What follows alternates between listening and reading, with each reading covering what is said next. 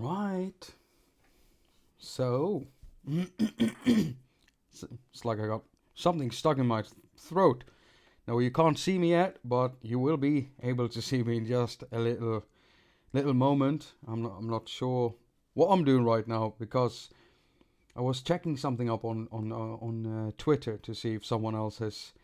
Yeah, never mind. So let me get into here, and I'm gonna switch it over so that you can see me, and so you should be able to see me now.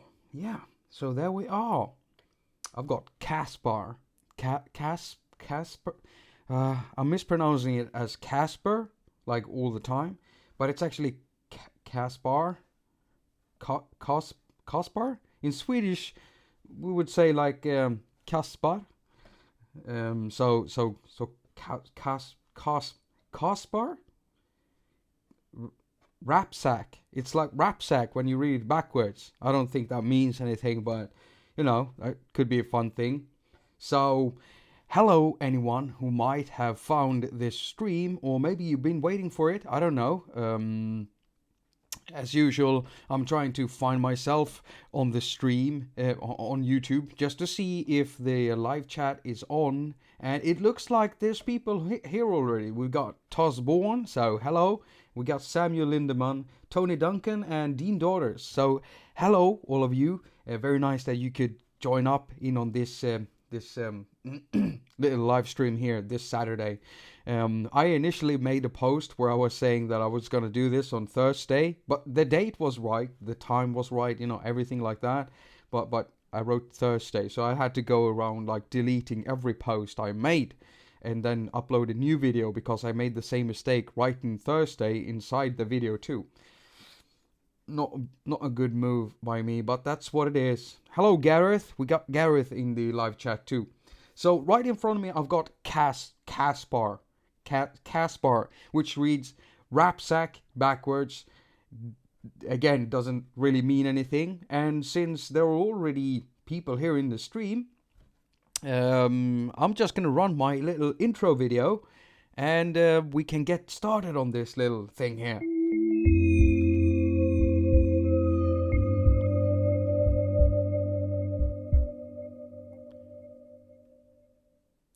And there we go. So that was the little intro, and that feels good. I'm thinking of maybe, putting my haQ Live logo in there instead of just haQ, since it is a live thing. Maybe it isn't important. Hello, Joe. I see that Joe has entered this stream. Oh, you're so sweet. I love all of you. You're so. I love my viewers. I've got the best viewers in the world. Look at that. I'm giving you a heart there, a red heart. So that's like the romantic thing. Yeah. So Kaspar is pretty great. So it's a layer synth, and it really resembles the synthesizer called Layer. I would say that Layer is deeper than Kaspar actually. But I'm having a trouble with the graphical user interface of Layer, and I'm getting distracted by the user interface. It's not that the synth sounds bad or anything, it's just that I like Kaspar better because of the graphical user interface makes more sense to me, and it looks less cluttered to me. So I've seen there's been like a little debate, Kaspar versus Layer, and you know what, I really don't care. I happen to like Kaspar, and so that's what I'm gonna use, and I find it easier to get into, especially if you're like a beginner and you've just gotten into synthesis and you want to get into something deeper and working with Layer. Then Kaspar might be that good like thing to start with, just because of the user interface. So it's got basically 8 synthesizers in there, and each of the synthesizer has three oscillators each. So if you add them up, you've access to 24 oscillators that you can run at the same time. However, I want to add that it is kind of processor hungry. So right now, I don't know if you've seen it, but I put up this video like a few days ago. This is my tweet section, by the way. There it is. I put up this video, and it's basically an 8-layer patch that I made. And so the way I got that sequence is I was using Cubases. So I've got this simple little chord progression in here. The most generic type, touchy-feely kind of music chord progression. Never mind. I just took something that would create emotion. It's so subjective, I think, but I think it's very emotional. And then what I did was I started creating 8 sounds. I didn't work with one patch thinking I'm going to layer this. What I was doing was I was making one sound at a time and turning them off with the mixer. So when I had one sound finished, I started working on the next one. And then I continued doing that. And then I started mixing them together by turning them on, pulling all the volumes down, and then mixing the volumes up until I had what is now here. So let me play this, and I hope I'm not going to kill your ears with this. And hello, Doug. Doug Woods has just joined up too. We've also got Eric Beeson here. So thank you so much for joining up. So let's have a listen to this.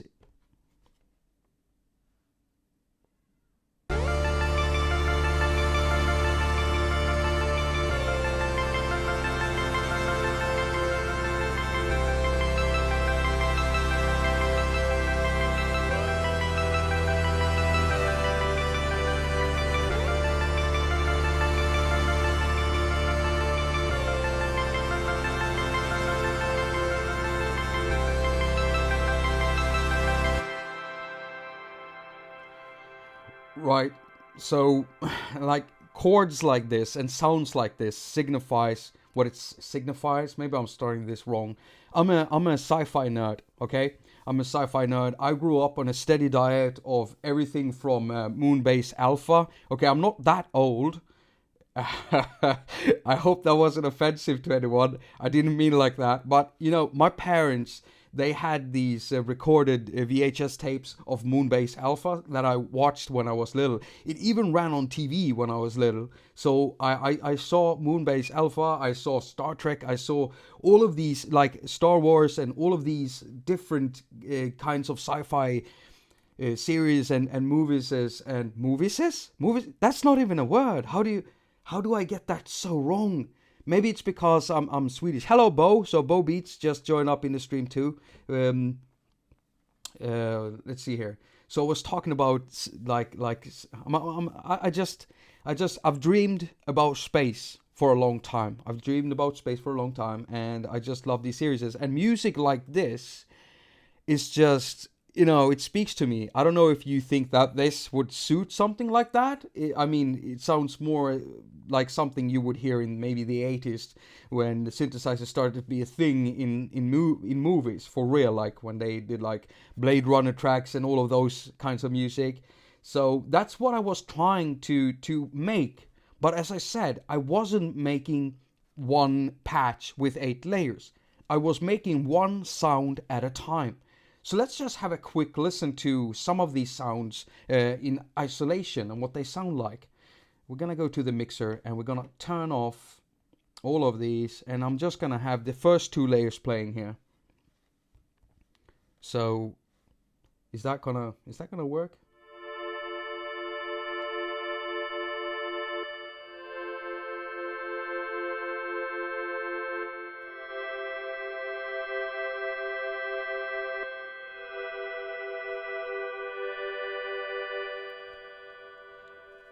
Now, when you're listening to the patch as a full thing, you can hardly hear those. What would we call them? It's almost like a flutish kind of sound, I think. Oh, I'm getting too warm in here. I'm wearing double layers of everything, so this is gonna look strange.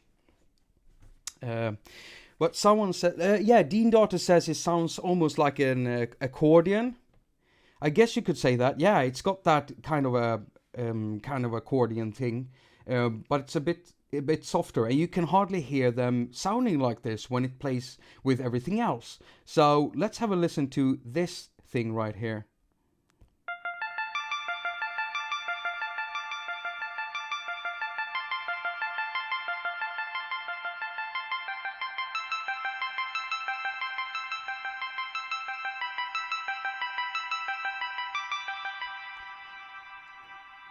Now that's the thing, like with like Blade Runner tracks and all of these sci-fi things. When every time you hear like arpeggios together with some fat sounding synthesizers and brass sounds, it creates a special.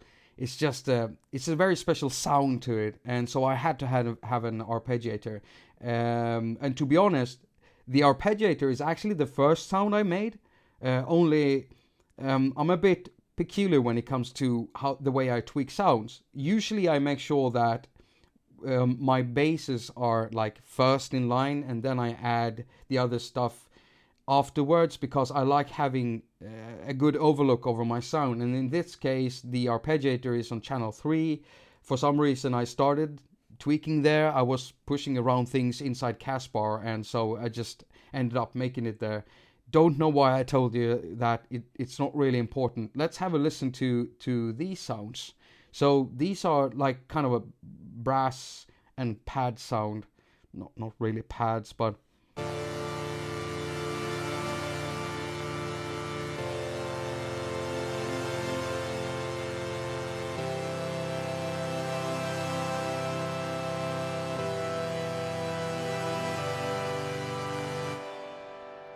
and if you listen to them, they're kind of like really, they're a bit thinner. And normally I would put a lot more bass in here, but I filtered all of the bass off because I wanted specifically to design a bass for this, and I did by using 2 different bass sounds. And so that's what we're gonna have a listen to right now. So this is the sub bass. Can you hear that? Yeah, that's the sub. And then we add this one on top.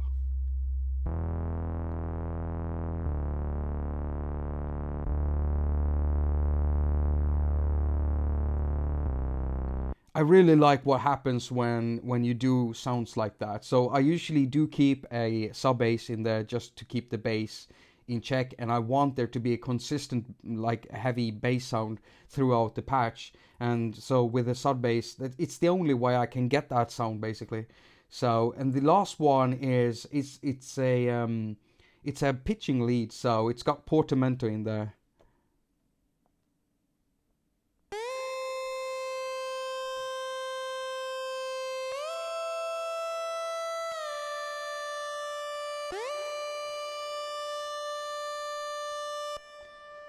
And, you know, listening to it alone, it's kind of an annoying sound. It's got a bit of a chiptune sound, and I did it like that on purpose because after 8 layers, it becomes really like, it's full. It's full. So I needed it to stick out there in the mix, and that's why I made it like that. And together, it sounds absolutely lovely.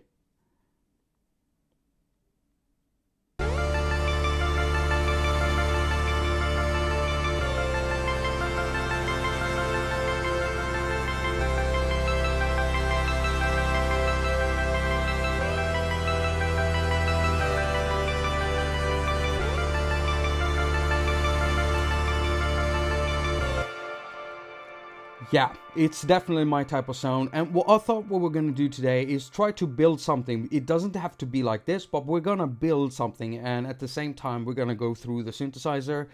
Because what I like about Kaspar is that it's very straightforward. If you look at the actual modules, there's nothing special about the synth modules themselves. The special thing about it comes when you start layering it up, and since this is Yonac, and Yonac makes guitar effects. And when you look at the FX and the FX chains, you have those guitar effects and that guitar effect sound in there. And it suits the synthesizer like... I was gonna say something, but when I translate it from Swedish to English, it doesn't make any sense. So it fits really well. Yeah, that's what it does. Let's see, I saw a question up here. I just want to answer that question. So by G Telephone asks when I'm going to do that BM3 live thing. Okay, I know I said I was going to do the BM3 like this week, live streaming.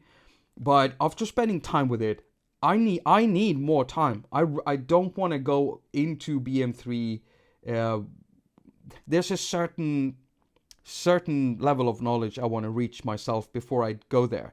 Because right now I understand one thing, and then as soon as I switch a page and I start doing something else, I have no clue what I'm doing. And that might feel good. That might be fun to watch. Me going about as an idiot trying to understand what the hell I'm doing. But I just want to I want to provide my viewers with some quality content.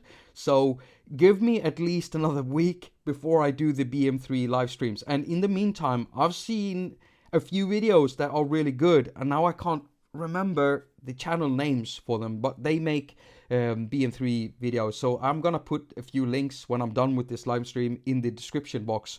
And right now in the description box, you can also find you can find a link for Kaspar if you haven't got that, if you want to stop watching this and go get it for yourself. Either way, let's start from scratch. So we're gonna do that, and I like this. Here's a developer that is thinking. They're giving us a way to initialize the patch, and I love that, because that way we can. That was loud. Oh, that was loud. I just gotta check the compressor here. Okay, so it seems to be good out there. Thank you so much, Bo, for pushing, for promoting the thumbs up button there. Thank you so much.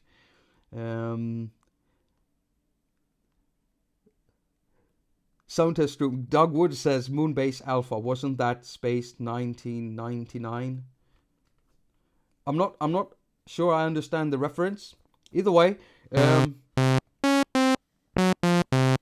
By the way, if you haven't seen Doug Woods did like this mental playthrough thing on his Patreon.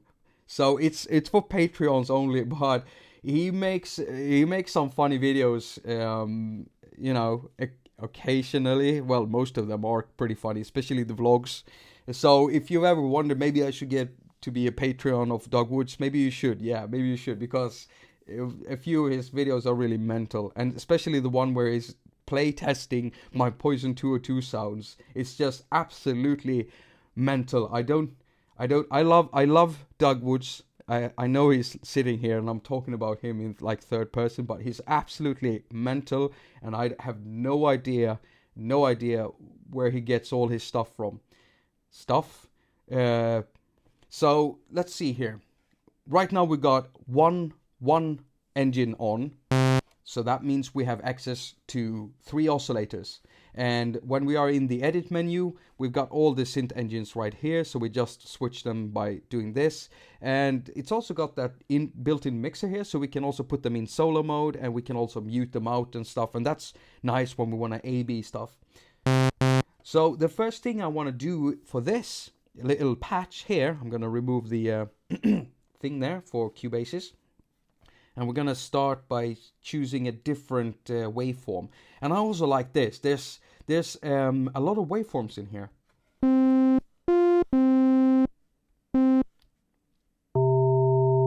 Let's choose this one. This one, stuff like this is great for bells. You just have to go up a few octaves. And then you just have to mess around with some modulation options. And you can make bell sounds.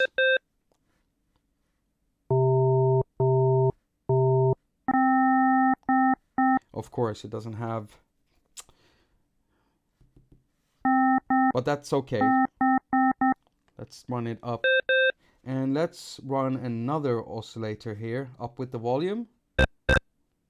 Oh, pull that one up, and let's choose a similar waveform, and let's detune them.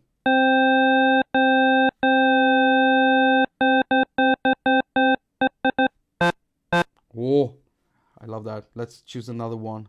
Let's use the same one.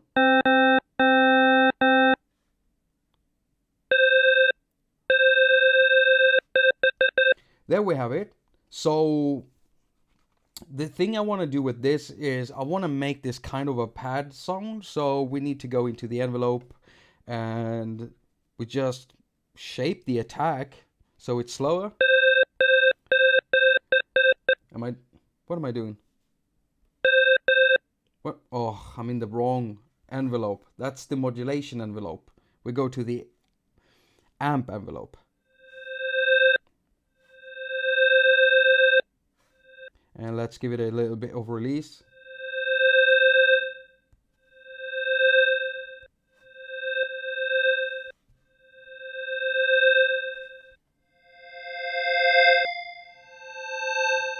Right, okay, so the volume is quite loud on these ones, so what I'm gonna do is I'm gonna do that.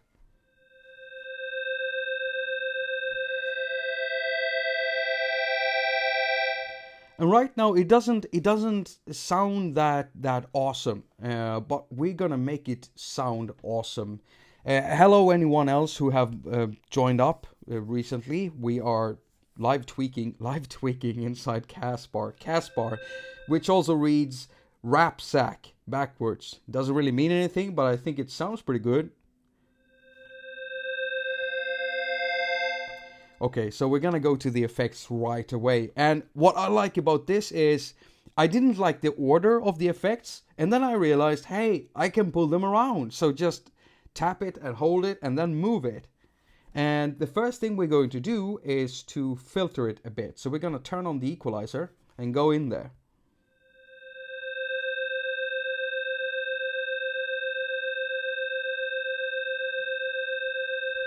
And of course, we go to the layer menu and pull up on the send effect here. Otherwise, we're not going to be able to hear anything.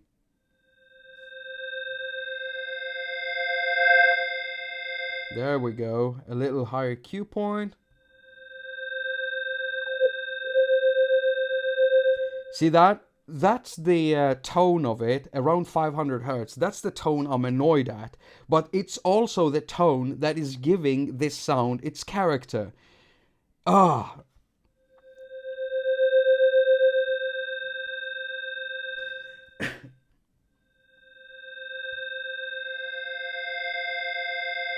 Okay, so that's good enough. And what I want to do now is to add a reverb.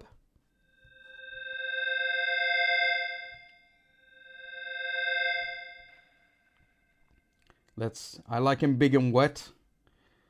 I like him really big and wet.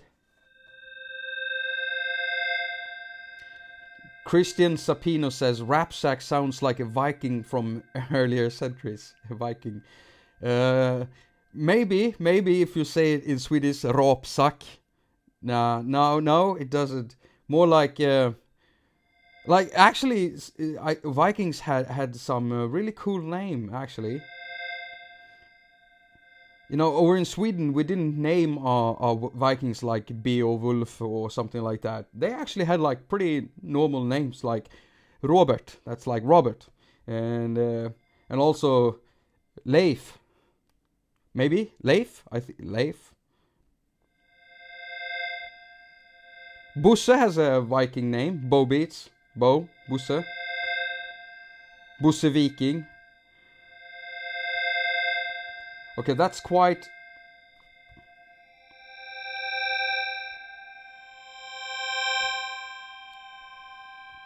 Let's run this little chord here and see what happens.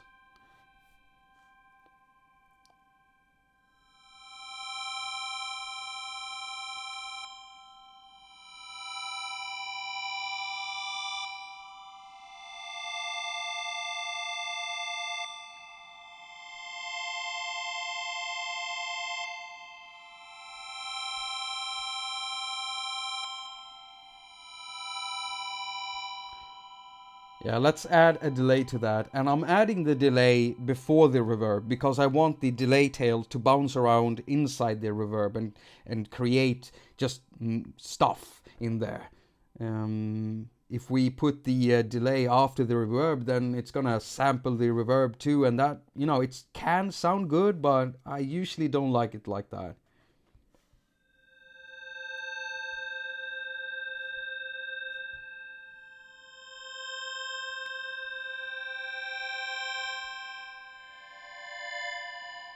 Right, let's put a chorus.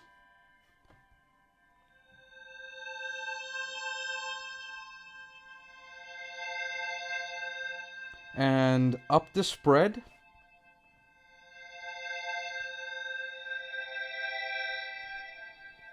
Yeah, the problem now is what I realized quite early is that we have two effect like chains, okay? And these are send effects. So we have to send the sound to that effect, which means that now that I've tweaked this sound and this effect to this sound, then whatever sound I'm adding that effect to is gonna have the same settings, and we can't change those.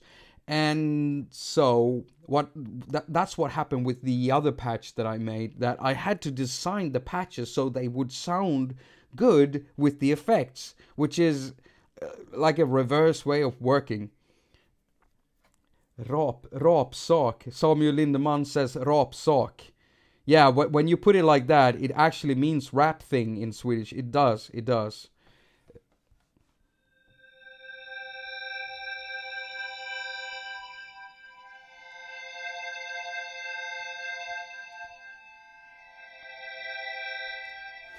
Okay, so the next thing we're gonna do is, I think we're gonna start by adding an arpeggiator right away. So let's do that. And I'm jumping around in menus here. Why am I doing that? I'm not supposed to be there. I'm supposed to be here and then go to Synth 2. And then we're gonna mute out this one.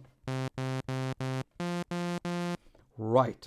Let's choose another waveform. No, wait. Let's use the saw waveform. And let's go into the arpeggiator menu. It's so cool because it's got 8 arpeggiators, so you can actually have like the 8 engines playing 8 different arpeggios. I wanted to experiment with that and maybe create a rhythmical percussion thing, like a drum track. One thing playing a bass drum, one thing playing a snare. And it's quite a challenge, so I will probably make a live stream when I've managed to build something like that, so that when you play a note, it plays a whole drum track. I used to do that with Natives Massive back when I was working with desktop computers.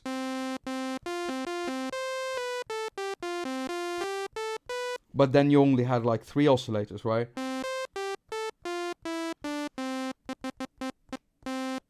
Right, on.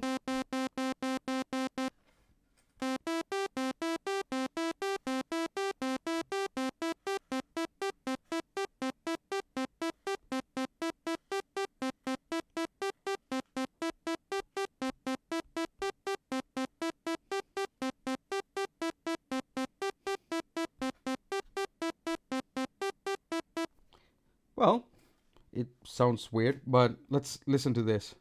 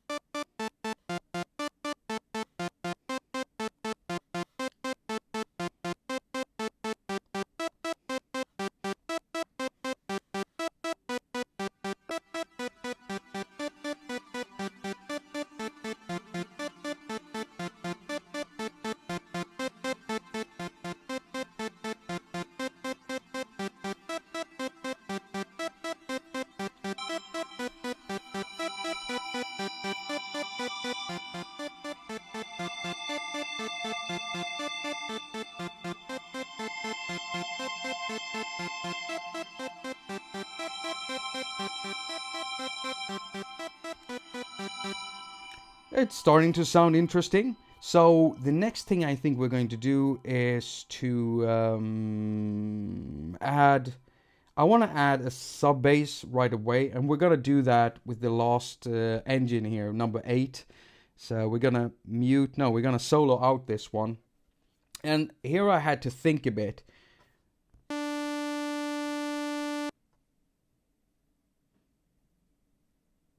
Hello? Oh, maybe the pattern ended there? Let's go back. Come on. Right, so right now it's playing a chord, and I don't want to go in there and make a new chord or just make a new MIDI thing just for the bass or anything. So the only thing we have to do is to turn off the poly mode for this one, which is also nice that you can turn off or on poly mode for each engine. I like that. And we're going to turn on, no, we're going to up the glide a little bit, and then we're going to play this.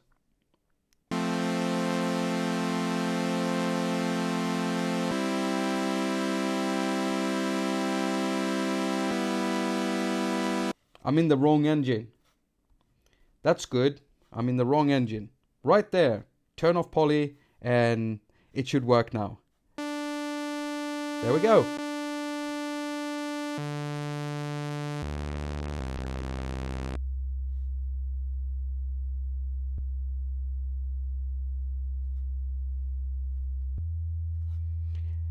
And since this is the sub, we don't need to put anything else on there. Basically, I sometimes put a filter on there, maybe to remove some of the clicks and pops. There is a bit clicking and popping, and I haven't been able to completely remove the clicking and popping with the help of the envelope. I'll show you what I mean. So we're gonna play this, and you'll be able to hear me at the same time because it's so low in frequencies. So let's go into the envelope. No, not the envelope, the amp envelope.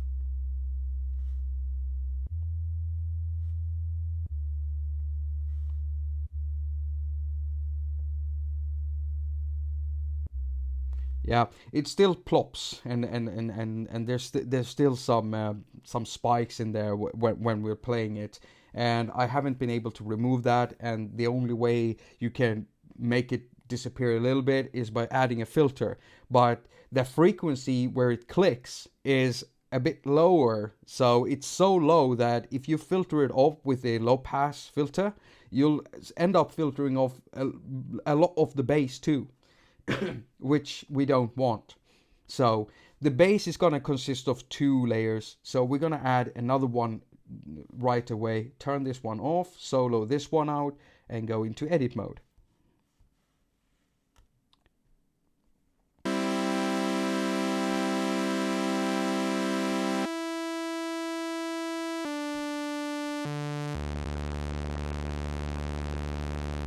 Only this one we need to filter. And this is what I like about, I love this about developers that likes to put in an abundance of filters. As with, I just love that with Beatmaker 3. There's a lot of different filters in there. And I love having access to different filters. Same thing with audio damages apps. A lot of filters in that grind app. Just lovely. Love it when they do that. Let's put a fat 70s low pass filter in there.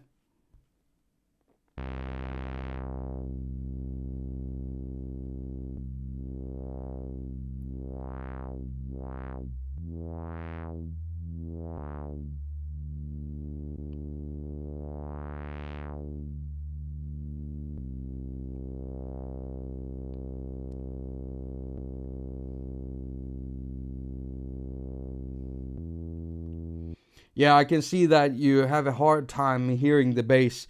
The thing is, I think the compression of the video going out through OBS is killing the low end, because when looking at my metering here, the sub bass is pretty loud.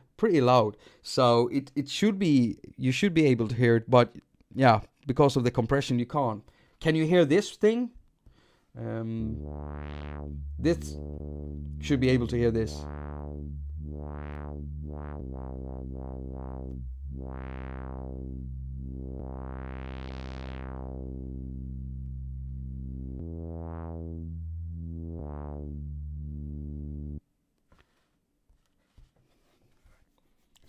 Let's see here. Let's run them together, see if we can get a signal through there. I'm just checking the metering again. Oh. What just happened? Oh. That's weird. My screen frozen a little bit. What is going on? My metering isn't moving. Okay, so it's probably too low. Wait, let me just raise this.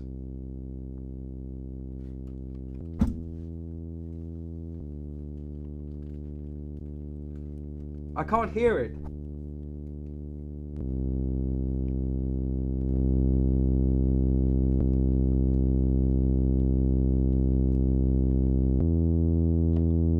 How about that? How about that? Do you hear it now? Do you hear it now?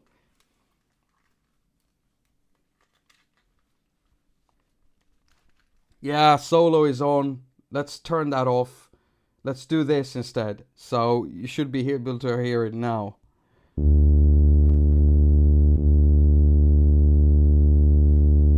Is that working?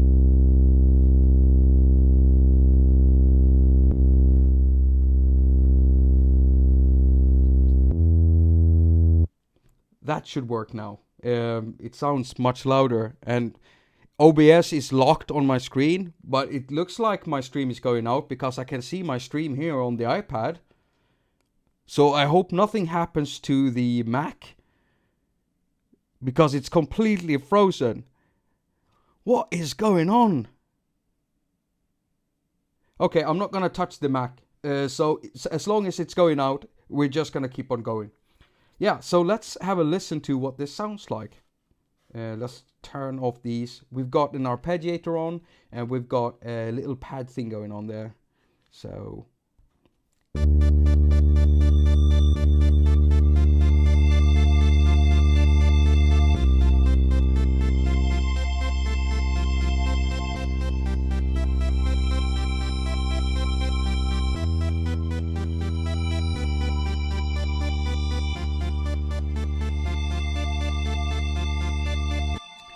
The arpeggiator is running almost backwards for me. I don't like the way that it's running. I need to change that. It doesn't sound like the way I want it to sound. Not up skip. Let's just do it. Let's run it up and down and see what that does.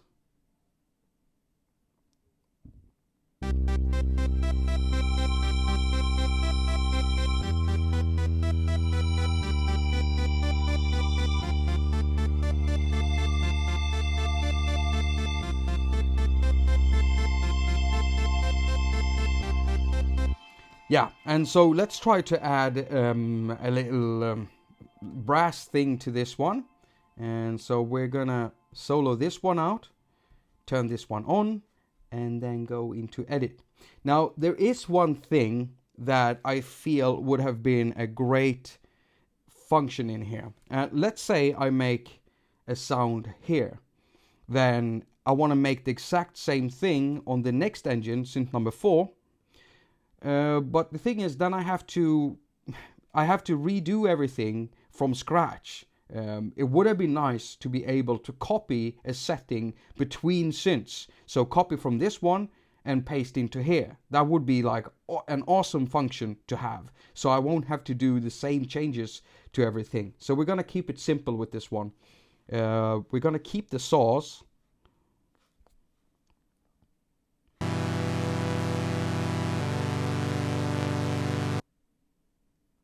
Oh, come on. Restart.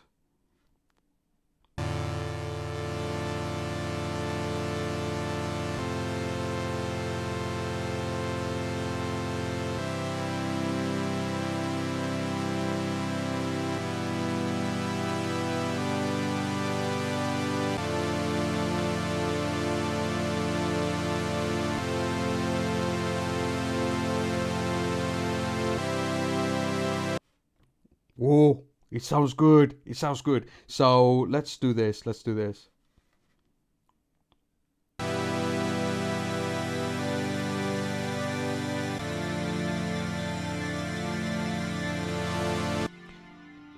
I don't like what the effects are doing, so we're gonna have to use the channel number 2 to make a completely new effect chain. So we have 2 different effects chains, and then we have to take that into consideration with every other sound we add to it. So that's what we're going to do. We're going to build a new effect chain. So I'm going to send this to effects chain 2, put play here.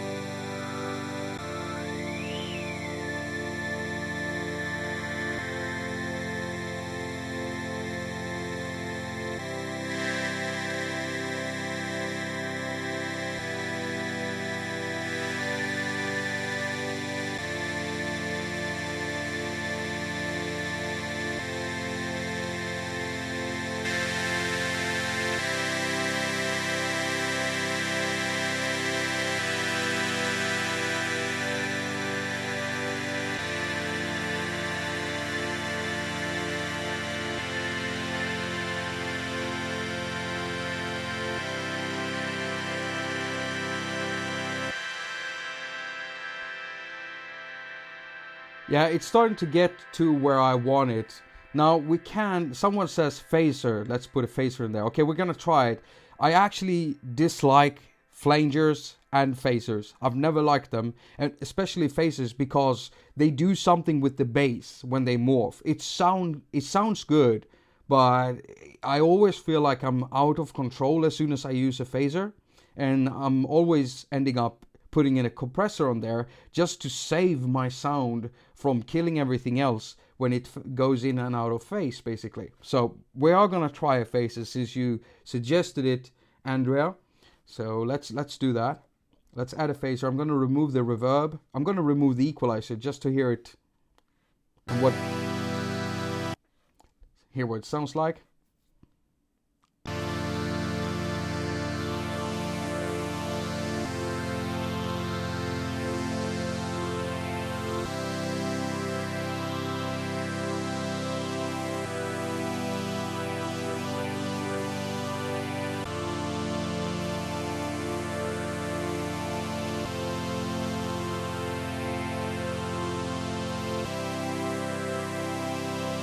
The problem I have with this thing is that I would like a blend mode here. Sure, I could use like the FX thing, but I want most of the sound to go through the effects.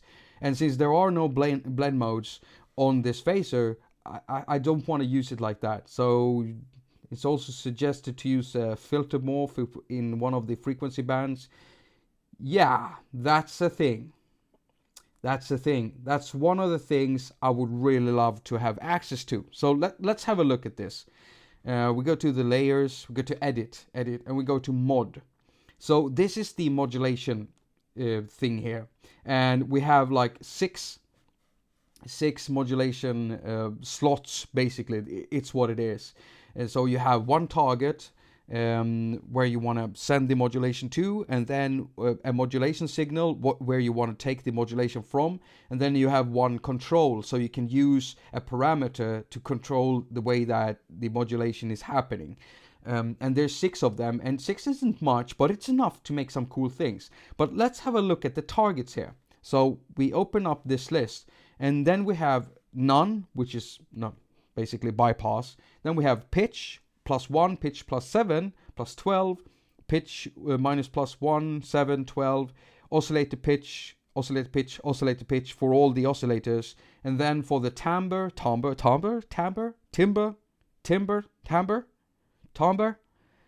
I'll never get that right. And then we have the ring modulation for oscillator 2 and 3, because oscillator 1 doesn't have one. It doesn't? Of course. No, it shouldn't have. And then noise, volume, filter frequency, filter resonator, filter blend, voice amp, voice pan. As you can see, there is no modulation options for the effects. And I would love to be able to run some modulation to the effects section, actually. So that we could put like a filter sweep or something, or a sweep on a frequency band in the filter. That would be awesome. Or maybe the blend mode for the reverb, to get some crazy modulation out of it, being able to modulate the time dials on the delays, for instance, but we can't do that. So it's very specific what we can modulate in here. So here I think it's a bit lacking in functions, Kaspar, which also reads rap-sack backwards. And if you say rap sak in English, then it means rap thing. So what we are going to do is we're going to keep the phaser on here and see if we can work with this as it is right now.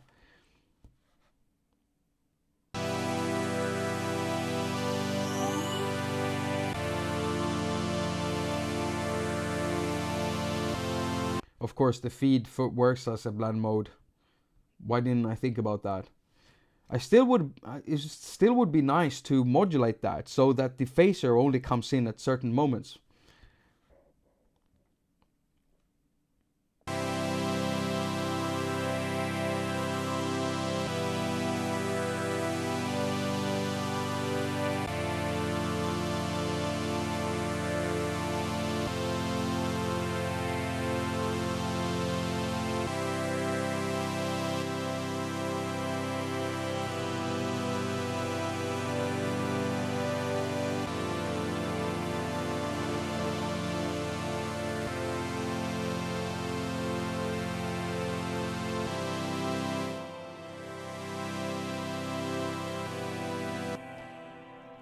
Okay, so it sounds okay. What we're going to do now is we're going to create a similar thing for the next layer, only we're going to pan these two so we get a little bit of a stereo spread here. So let's turn this one off, let's turn this one on, and let's go in here.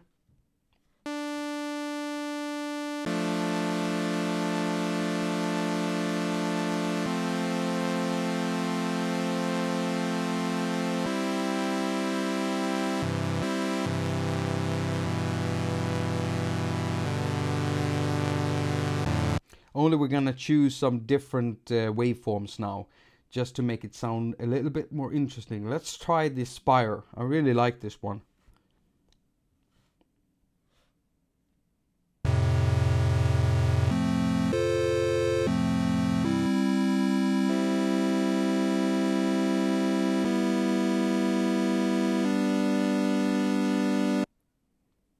Come on, restart.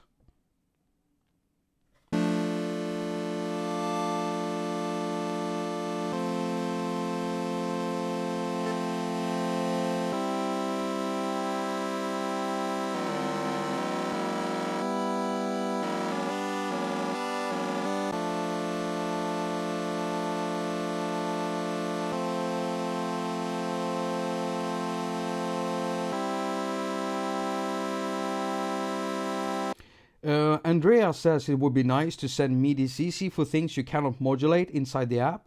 I agree. I haven't checked the manual. Has anyone here checked the manual if this thing has like MIDI CC controls that you can assign? I actually haven't checked. I haven't even tested that. So if anyone knows, tell me, because that would be nice. Let's see here. Timeless digital is right. Long press the synth and a menu pops up for copy and paste. You serious? What? Oh no. Oh, that's awesome. Now I look like such an idiot. Maybe I should have read the manual. See, this is why it's good to read the manual, so we can actually copy and paste stuff. That is awesome. Great. I'm going to be using this a lot. That would have saved me like 20 minutes yesterday when I made that patch thing. Okay, so thank you so much, Timelapse Digital. I actually missed your comment there, so thank you, Gareth Farmer, for telling us that Timelapse told us how to do that. Mike Wallace says turn on loop in Cubase. Yeah, it's on loop. It's just that I gotta loop it correctly. So yeah, you're right. Instead of doing that all the time. So now it's looped at the right places. Right. Okay. So now we know how to copy paste also. That's good. That's good.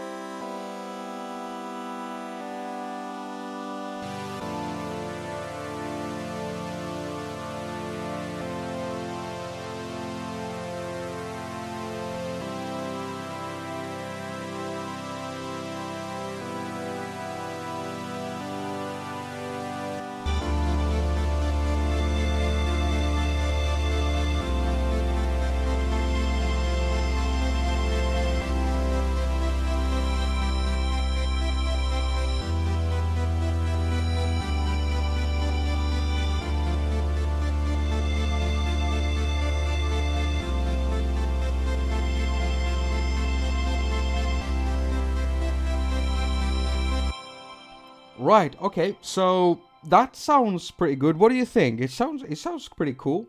So what I want to do is I want another thing like the first thing here. Let's do this. Solo this one out. I want this one. I want to duplicate this, but put another waveform in there, and then maybe add some modulation for a filter.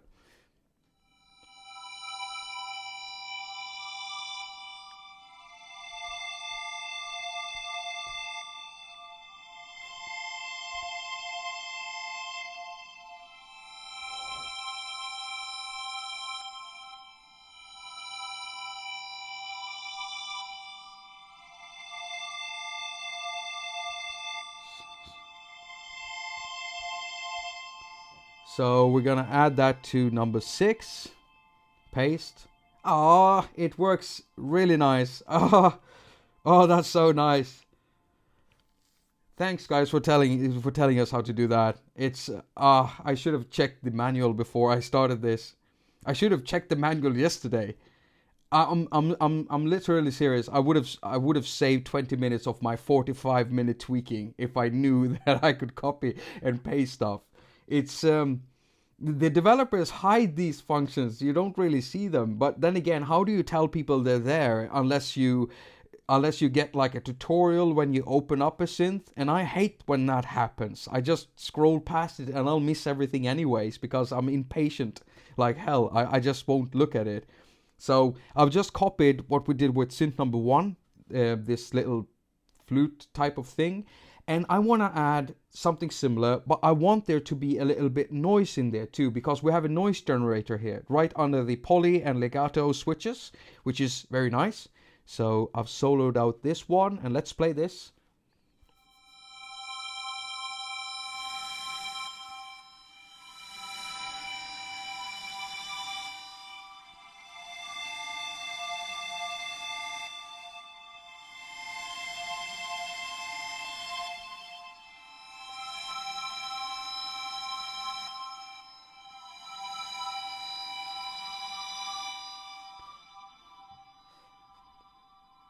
Didn't I loop this? Yeah.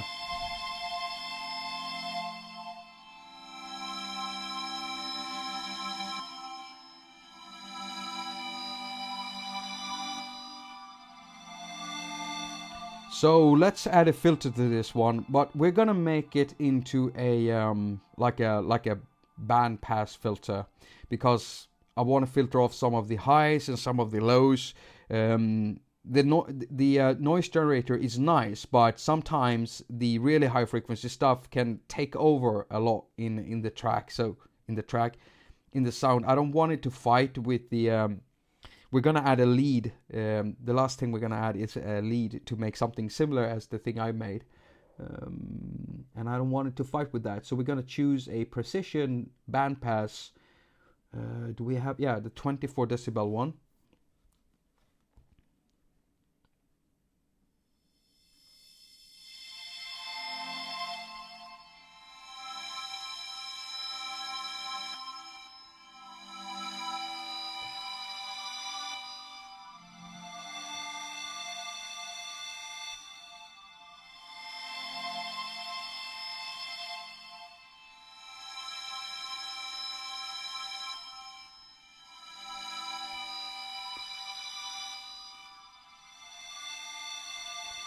I chose the high pass filter, didn't I?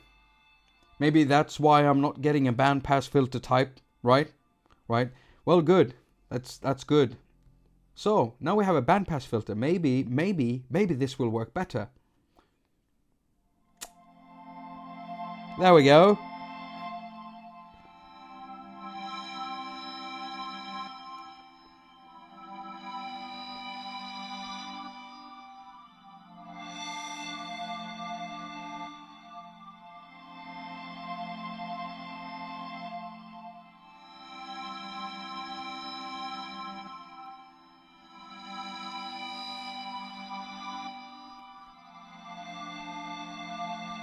Right.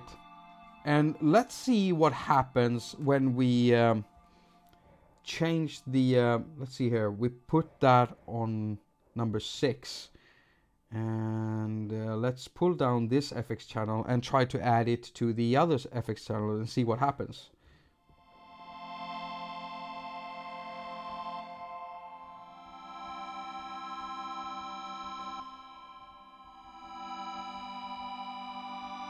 Yeah, mix it. We're gonna mix it.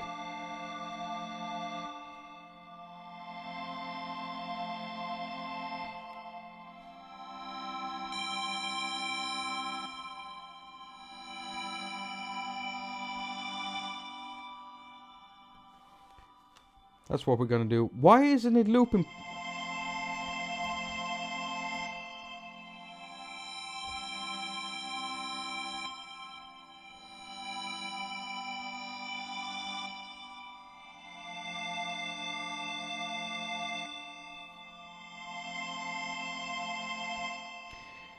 I can see that there is some talk about like custom arpeggios. Yeah, that would be awesome. I mean, if you look in here, you do have a way of making like custom chords. That's cool. But it would also be awesome to make some custom arps, actually. Like some kind of a step sequencer thing in here, so we could make some other things than just the regular arp stuff. I'm not that fond of arpeggios. I like step sequencers where I can put in my own notes and make my own stuff. That's what I like doing. But if I don't have access to anything else, I'd like to use the ARP. Well, then I have to.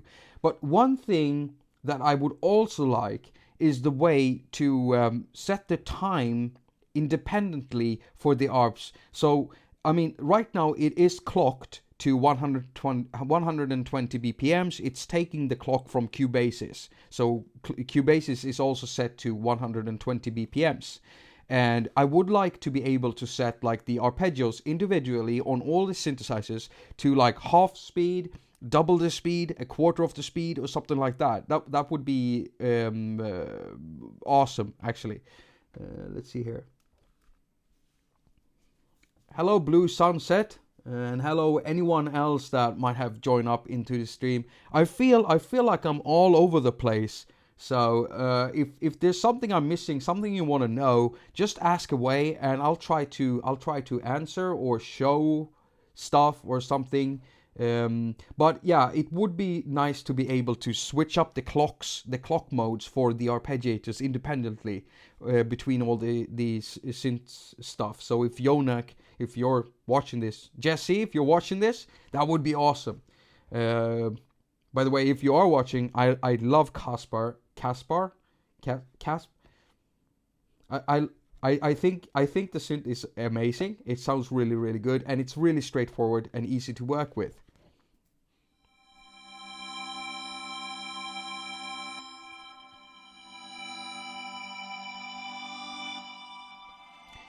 Did we just run out of space? It's like all of them are full now, aren't they? Right? I wanted to add another layer with a thing on it. But it looks like everything is full now. Isn't it? Or did we use everything? We did, didn't we?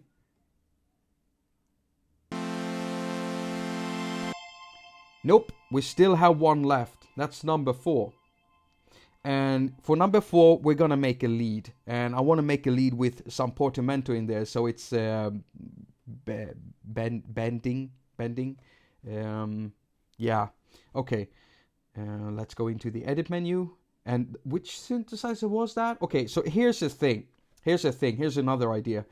It is easy to get lost because, you know, it's a really nice color scheme in here. But it would be so nice if, when you go to the edit mode, like maybe the text or something, these tabs, if they had maybe a different color scheme, or maybe if one were yellow and then the other one gray and yellow, so it's easier to distinguish between them. Same thing with the synthesizer.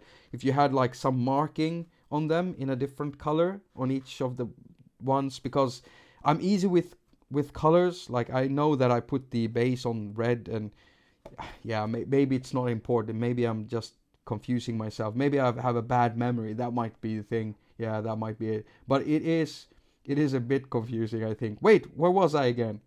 I was gonna use channel number synth engine number 5. Oh, okay. Synth engine number 5. Number 5. Right, it's soloed out, and we're gonna remove the poly because this is gonna be monophonic. Let's play this.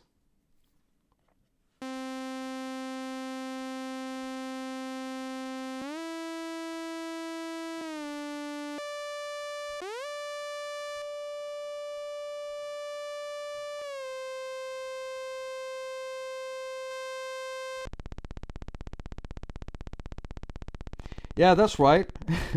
It's got a... I almost said it's got a fart mode. No, that's not the thing. It's got a drone mode.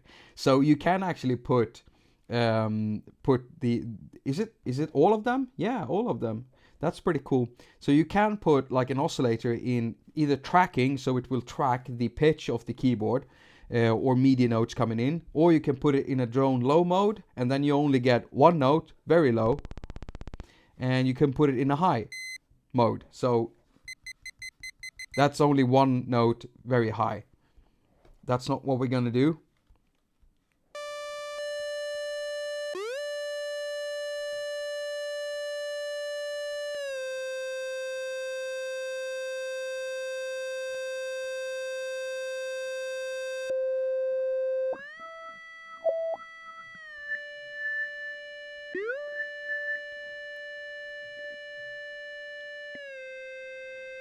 Yeah, I like the formant filters, but it won't fit this patch. I need something else. I'm gonna put a bandpass filter on there too.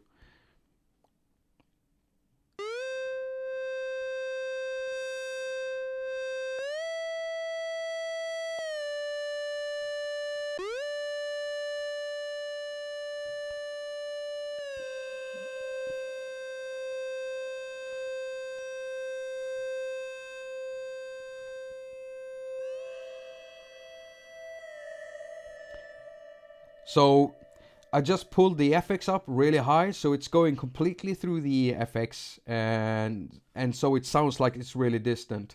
That's not what I did with my patch, but I think it could sound cool. So let's have a listen to this with all of the other elements.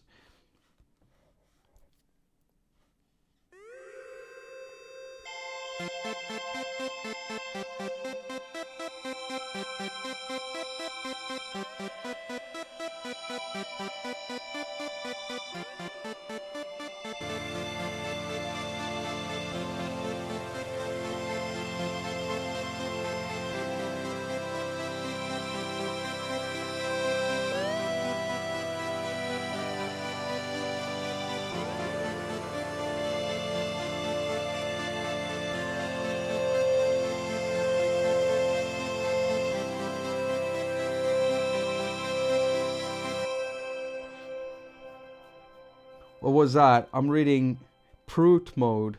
Andrea says it's called Prout.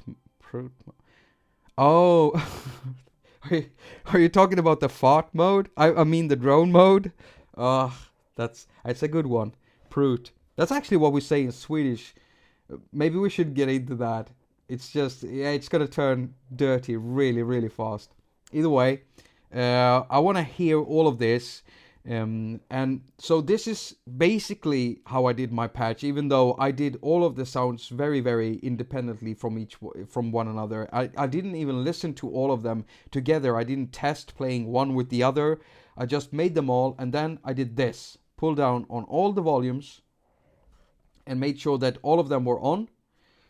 We're also going to do this because I'm known to mess stuff up. So I'm going to save this patch. And we're going to call this,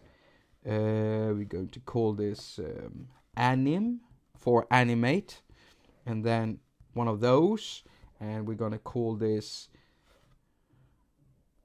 the Prout mood. That works. And then do that and say hack. Why I do it like this is because I'm thinking, if there's a way of sharing these, which there is a way of sharing the presets, so of course I will be sharing this preset later on. But I'm trying to make a bank for Kaspar. As soon as I'm done with the bank, I'm gonna share it, of course. And that's why I always tag it like that. So the first thing in the name always tells you what kind of genre it is, and then the name for it, and then my little tag there. Because of my ego, I have to let everyone know that I made it, because I have such an ego, and I have to make my ego happy. Otherwise, I'll go into a Prout mode, and that's very bad. That's very bad. So no, don't do that, Jakob. Come on. And now it's saved right there. So now we're safe. What if this thing would have crashed? I haven't had any crashes. If anyone has had any crashes inside the chat room, Why don't you tell us about it and what you were doing at the time? That would be interesting, because I've seen some people had some crashes. I think Tony, if you're still here, Tony told me that he had a crash. I think with Kaspar, and he thinks it might be due to like a processor load. And I can admit that, yeah, it gets kind of heavy. Like with this patch right now, let's see here. What did we set? Go into preferences. Right now we've got a polyphony limit at 8. Oh, maybe we're not even hearing everything. Let's do this. We're gonna add, so it goes up to 12. My limit is 12 in polyphony. So that's what I did with my last patch. If I had it set lower. I usually do that. I set them lower because, yeah, I usually work with 3 notes, and when I work with 3 notes, I have a polyphony of 6 or 5 on, just to save the release tails of notes and stuff. Otherwise, they get cut off. So 12 is the maximum, and yeah, it can be very, very heavy on the processor. So what I'm going to do now, either way, I'm going to mix this. So we're putting this on play, going into the layer, and we're going to start mixing in stuff.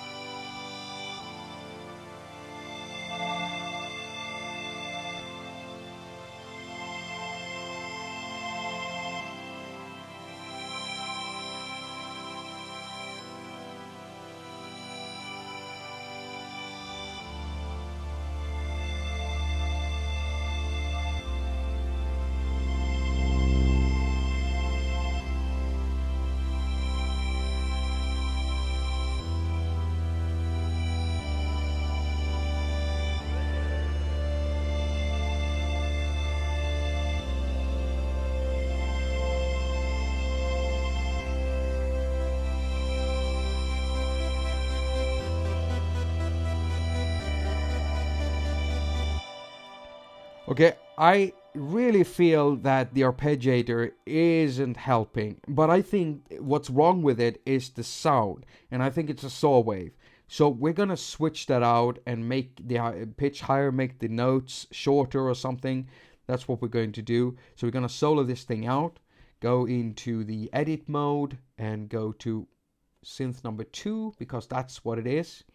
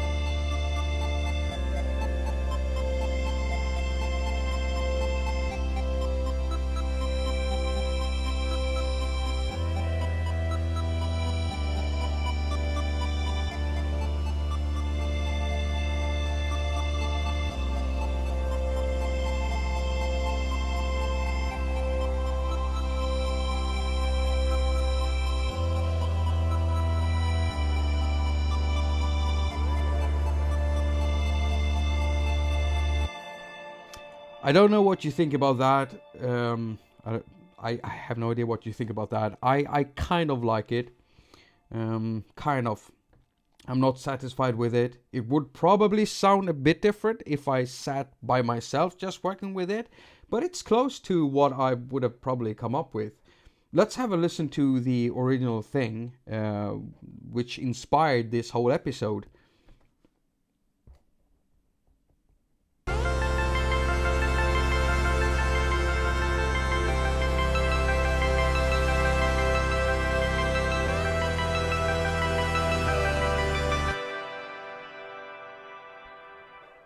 Let's run the Proot mood again, and let's go into synth number 2, go to the arpeggiator, turn off the note repeat.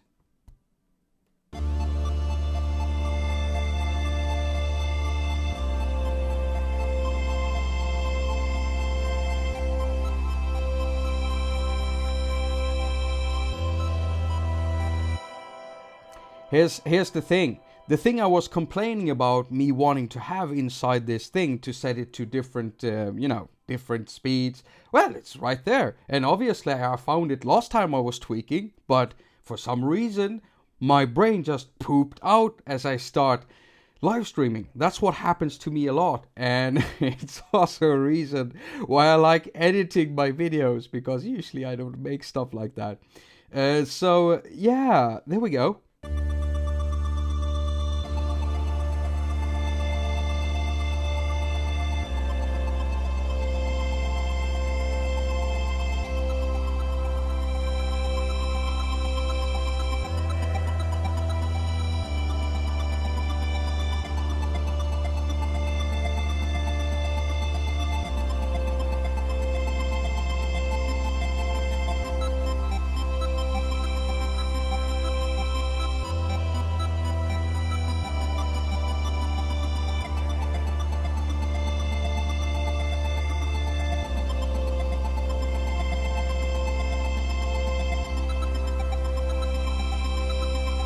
Okay, so here's the thing I would really like to see. Let's see if I got this right now, because I've made so many mistakes during this live stream that it's incredible that anyone is still watching this.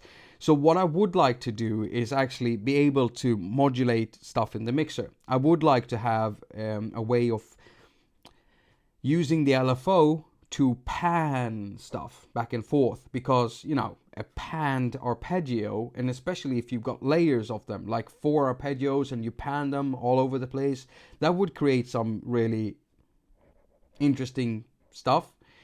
Yeah, and I'm scrolling here just to make sure that I haven't said anything wrong here. No, there's definitely no way of panning stuff in the mixer. That would be nice. That would be so nice. Now, there is another thing about the synthesizer. It's the morph mode. So it's got 4 groups, and you can assign each of the 8 different engines to the morph groups. And the thing is, I haven't been able to understand completely how this thing works yet. Is it based only on volume? Is it something else? I actually don't know. I've only played around with it a little bit, and I did actually do some changes for my earlier preset. So what I'm going to do is I'm gonna just make sure this is saved, and then we're gonna create a new one. And what we're going to do is we're gonna just do a quick experiment with this, and we're gonna add synth engine number 1 to group A. And then we're gonna turn on this thing, and then we're gonna press right, and we're gonna draw a circle like this, and it's gonna move around there. Why isn't it moving around there? Oh, morph on.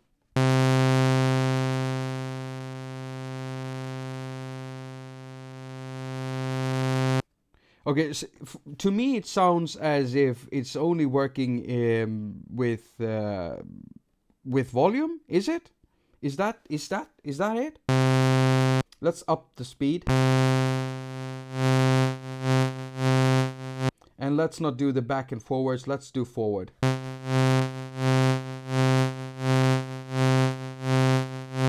Let's draw a smaller circle like this. I'll show you something cool.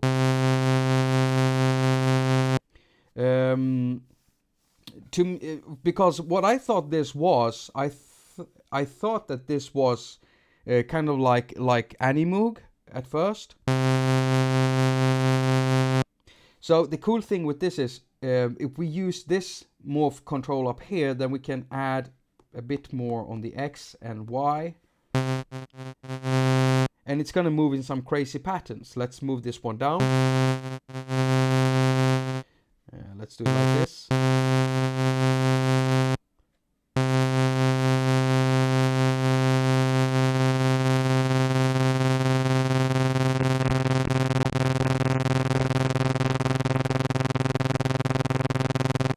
That's pretty cool.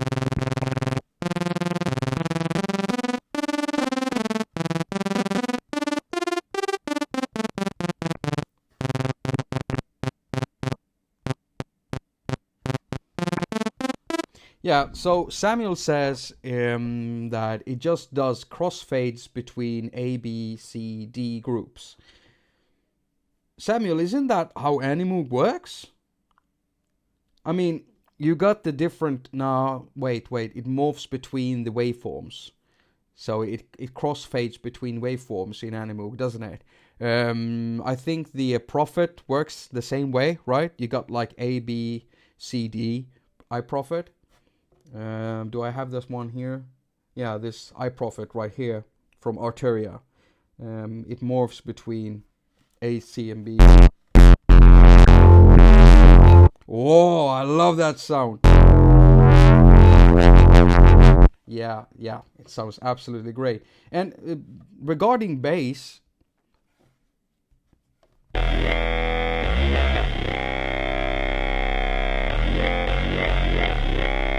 it actually does bass quite well. And if you want to do like some atmospheric pads,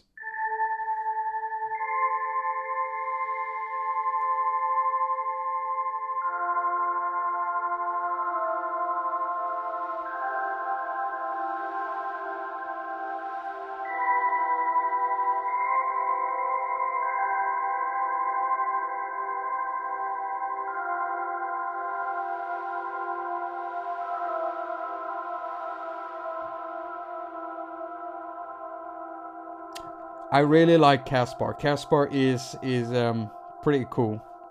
So let's see. Are there any questions in here? Luke Williams says, "Damn, that iProphet got me way more interested." Yeah, iProphet is pretty cool. The thing is, I have a problem with iProphet. I find it easier when I want to make sounds like that. I find it easier to open up Thor and make my sounds in here. I don't know why. I just like the interface. It really feels like the interface was made to be used on a touchscreen, because you got three pages up here. One for the keyboard, where you can find modulation control, not modulation controls, but some extra peripherals, so you can route some stuff in here in the modulation matrix, so you can control stuff. It's like a macro control, okay? You can build macros with these. So you got 2 macro controls and two knobs and 2 macro buttons, and then you have the different...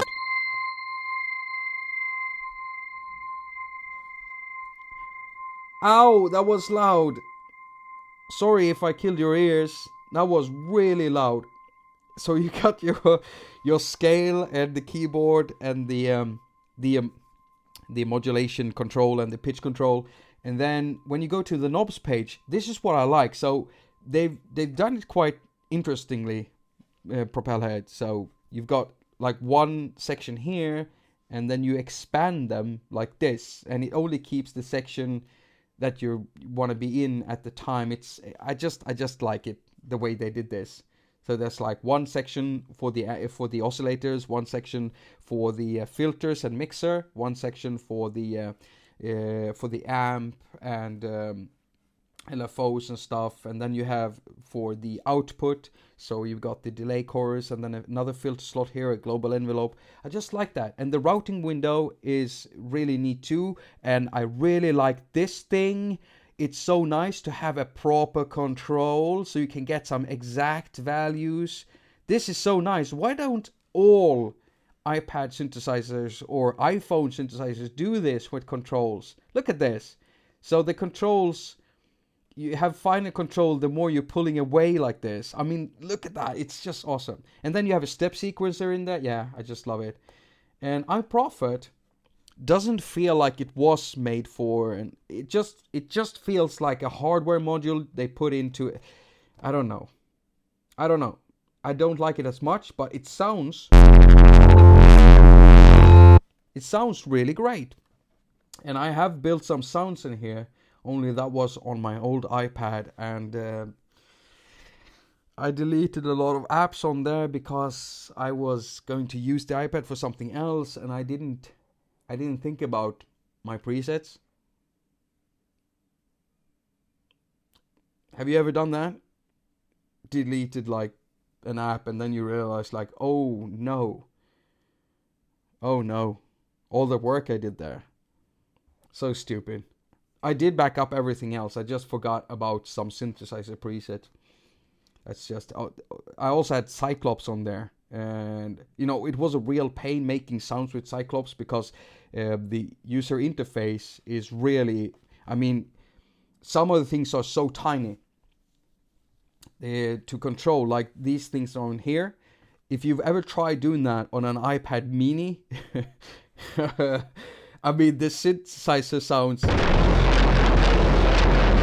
It sounds absolutely great.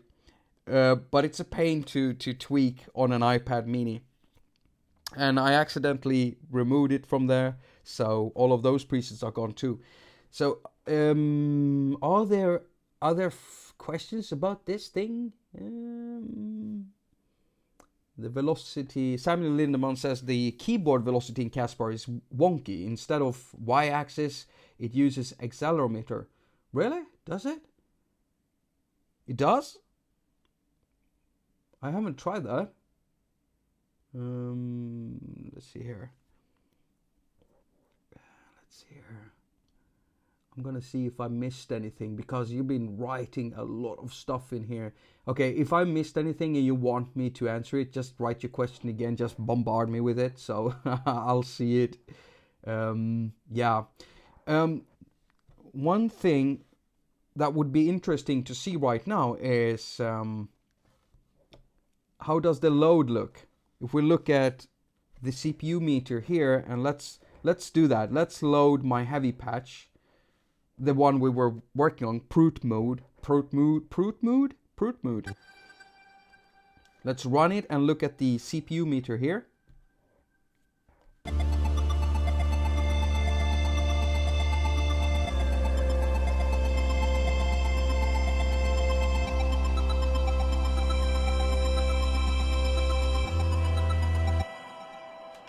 So it's going, it's like jumping. It looks like sometimes it almost takes like 40% of my processing power. This is the iPad Pro 12 inch, 13, let's just say 13 inch. It's almost 13 inch. Come on, 12.9, whatever. It's the big iPad, and it can handle a load of stuff.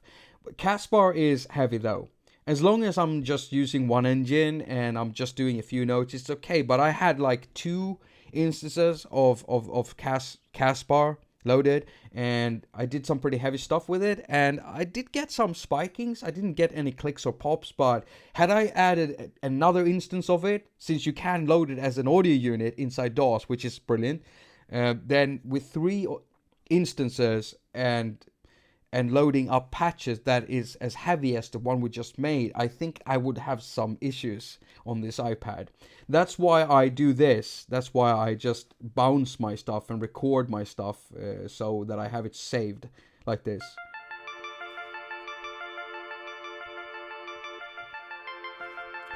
I wonder what these two sounds together. This is a recording of the patch that I made previously. I wonder what that would sound like with this one on at the same time. Let's mix them in.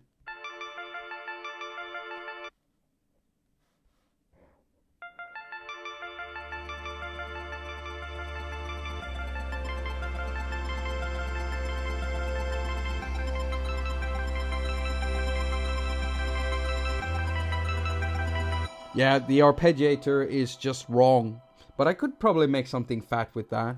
I'm gonna try doing like some serious layering with this, making 4 different patches with 8 layers, and then I'm gonna try to tailor them to fit together, which is incredibly hard. But when I do that, I'll most likely leave out the bass in at least 3 of the patches, because that can get messy really fast. You'll get phasing and other stuff happening. That's the biggest problem when you're layering stuff. If you get like phase cancellation, it just sounds bad. Like you have 2 frequencies hitting each other with the same wavelength, and How do I explain this in a way that I don't sound like an idiot? Yeah, I think I'll make a vlog about that. I haven't made a vlog in a while. Yeah. Is there anything you're wondering about Kaspar? Kaspar? Because I feel like I feel like I've lost. I'm just all over the place. I haven't done a live stream in a while. Tomorrow, me and my girlfriend are gonna go on a boat ride. You see, since the beginning of July, it's supposed to be my vacation. However, I haven't been able to stay away from work. I've been putting out videos either way, and I just finished the Core Gadget 8-bit dubstep series, and I'm working on another one.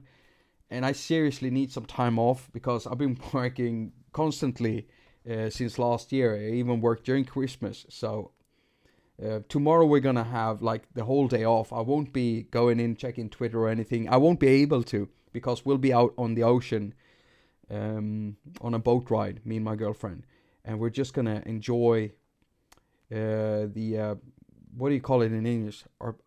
Arpellago? Archipelago? What is it called?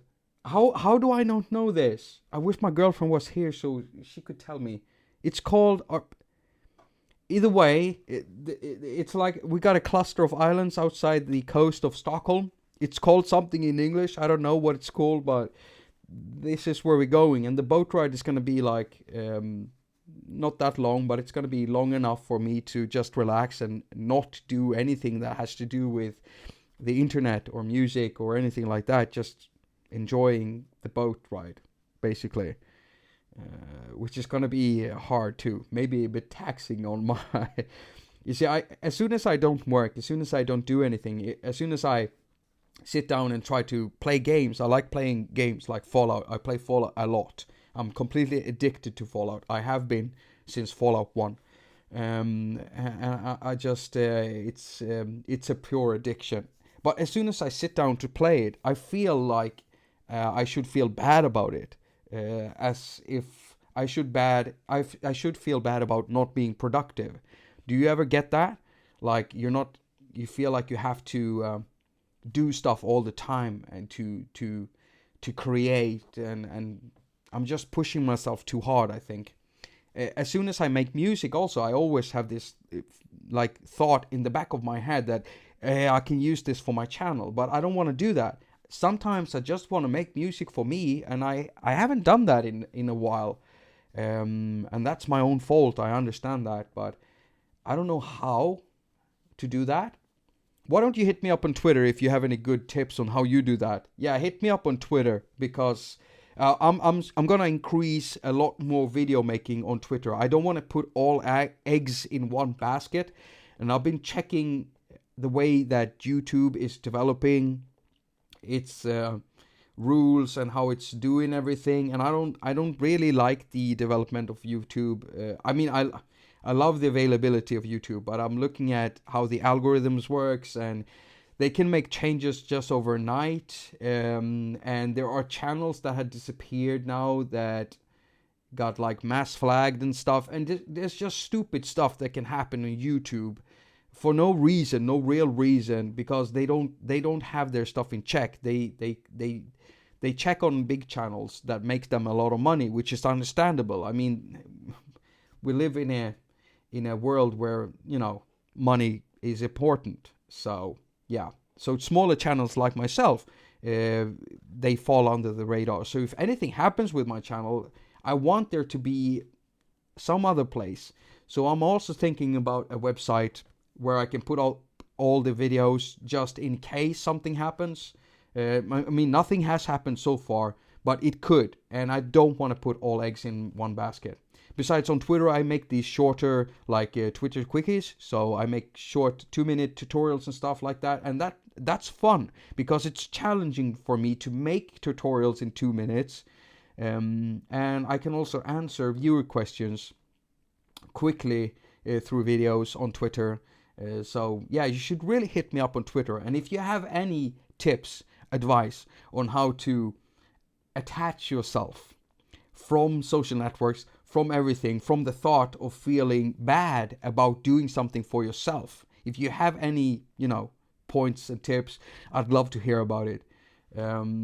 That's what I did when I wanted to get sober. I went out and got help. And right now I need to get sober from feeling bad about wanting to do stuff myself. So I'll need some advice about that. So please hit me up on Twitter. You'll be able to find my Twitter account link down in the description, together with the app link for Kaspar and links to other places where I'm on the web and stuff like that. Ed B asks, oh, hello, Ed. Are you eventually going to make a sound pack for Kaspar that we can download? Yes, I will be making a sound pack. I am working on the sound pack. You can see 4 presets here right now. That's a lot. No, seriously, I am gonna make more. And since I'm a nerd, I think 64 sounds is gonna be in the pack. That's what I usually do for packs. Unless I have more inspiration, then I might be doing 128. But I won't be working on any sounds tomorrow. As long as my girlfriend don't see it, I might be might be working on some.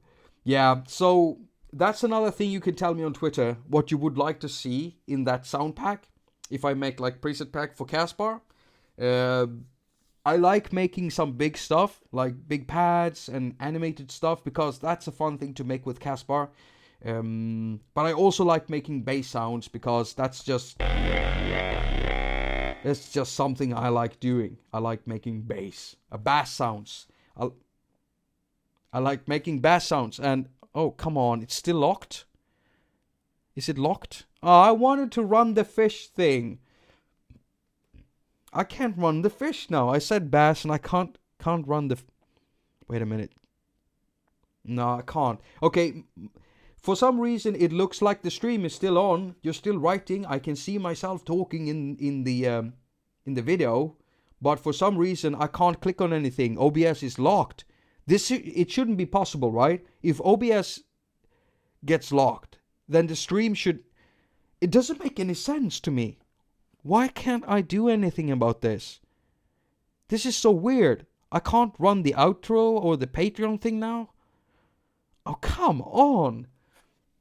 Right. Are you going to do a live stream on Synthscaper? Dave Chivers. Dave, Synthscaper by isn't it Igor? It's Igor. It's Igor, right? It's Igor.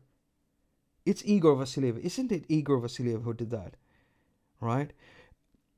I've looked at Synthscaper and I haven't dived into it.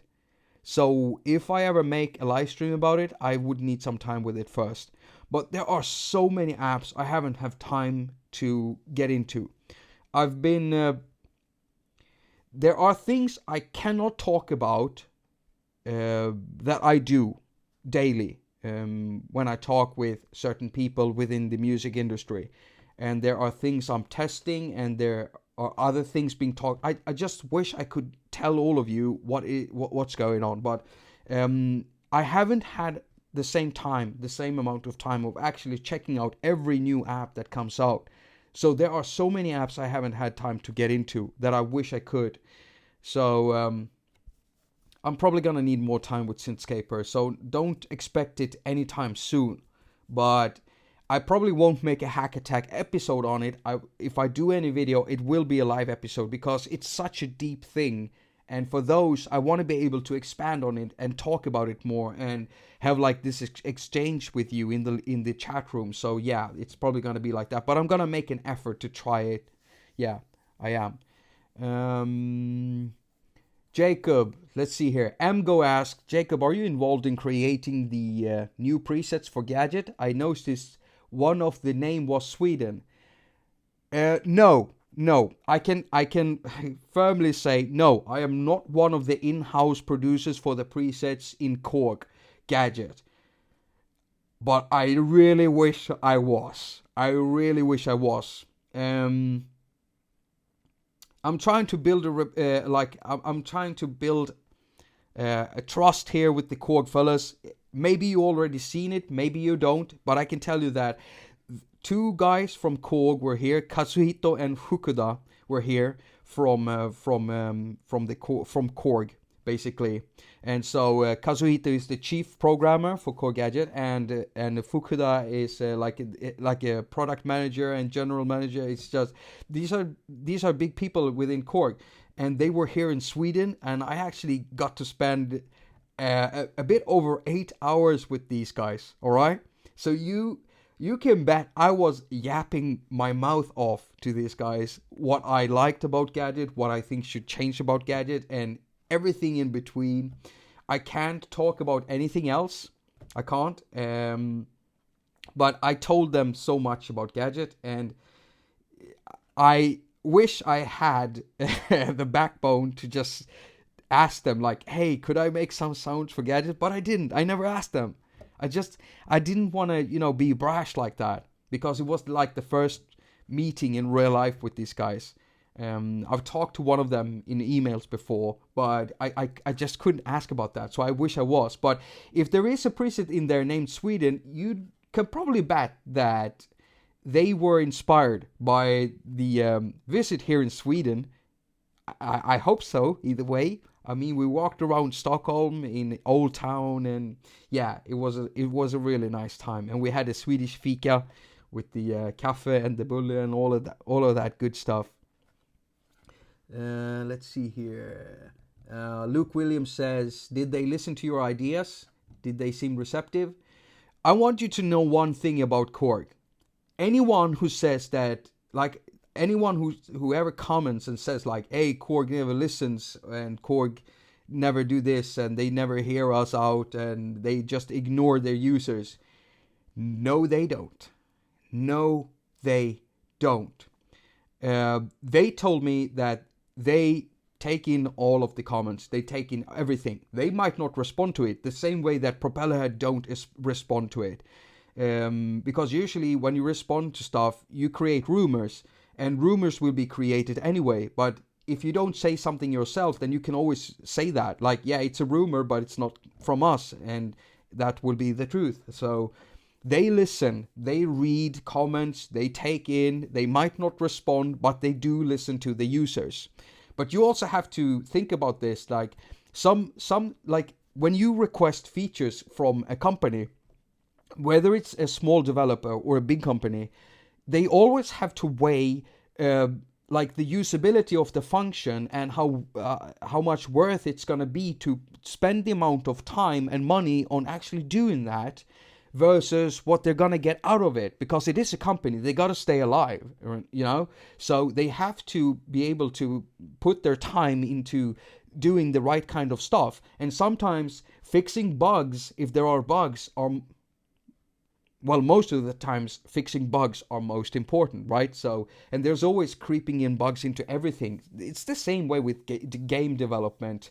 And people say like, yeah, games used to be better before. But I remember times when, even when I went out and bought like a game on a, not a cassette, well, even on a cassette. I mean, I've had a Commodore 64. That, like, you could get games that were corrupt when you loaded them up from the beginnings, and there were no way to fix that because that was like a hardware thing. It's right there. It's written on the tape. So yeah, they have to balance that all the time. The time they spend on actually doing some new features versus just keeping stuff functioning. And sometimes if they notice that they're not surviving on one product, then they have to shift their focus to another product, and that's also a problem, right? So sometimes some apps don't get updated that frequently, and that's just the thing it is. But were they receptive? Yeah, I would say so. Absolutely, they were receptive. I mean, we had a great talk. I can't disclose exactly what we were talking about, but we had a great talk, and it was really, really fun.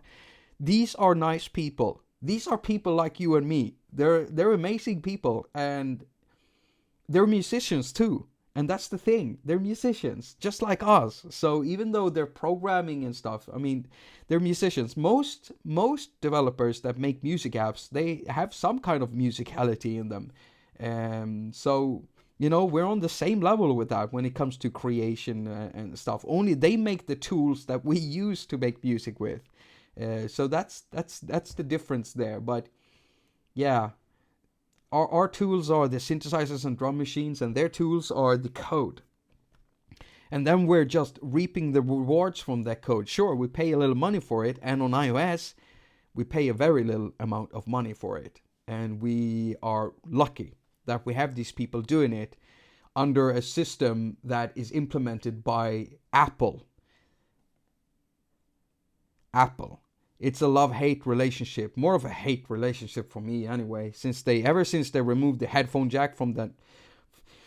It makes me so angry. So let's read a question here before I get bonkers. Let's see. Are there any things? Let's see here. Am I missing something out here? I can see that there are 39 people in the stream. Is that really? Are there really 39 people here? I know maybe some of you might not be talking right now, but if you're here, if you're usually quiet, I mean, just tap in a smiley.